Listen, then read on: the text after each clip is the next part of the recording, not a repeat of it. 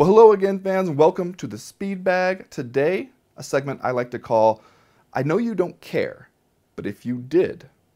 Now, this one goes out to MMA heavyweight Fedor Emelianenko, who, as we've heard, will make his glorious return to action on New Year's Eve in Japan this year for a new fighting promotion there. And who will he face? None other than Indian-Japanese kickboxer Jaideep Singh, who has exactly one professional MMA bout on his record.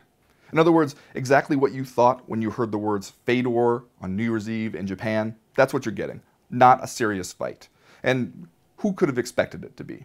All the serious heavyweights are locked up somewhere else. You're just not going to get anybody over there to fight Fedor, so you might as well get somebody that he can smash who the Japanese people care about. And, I mean, you can't blame Fedor for that. He's a prize fighter, and if he can get a big prize for an easy fight, he's going to say yes to that. I think most of us would. And yet, I can't help but wonder how this is going to change the way we think about the Fedor legacy in total.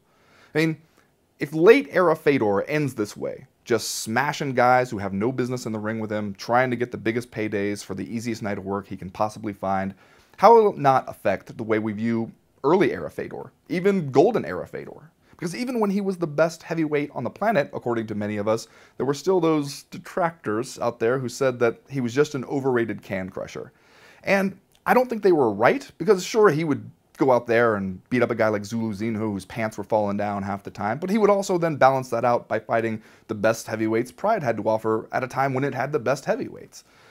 And yet, I think that if he goes out this way in the last few years of his career, it might make those people seem more right in retrospect.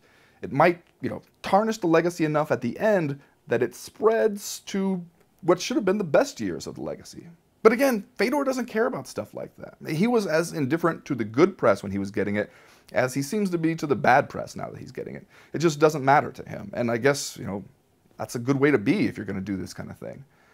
So I know Fedor doesn't care that he might be tarnishing his legacy with these joke fights where he essentially becomes a glorified, yet very popular carnival wrestler. But if he did care, now might be the time to think about it.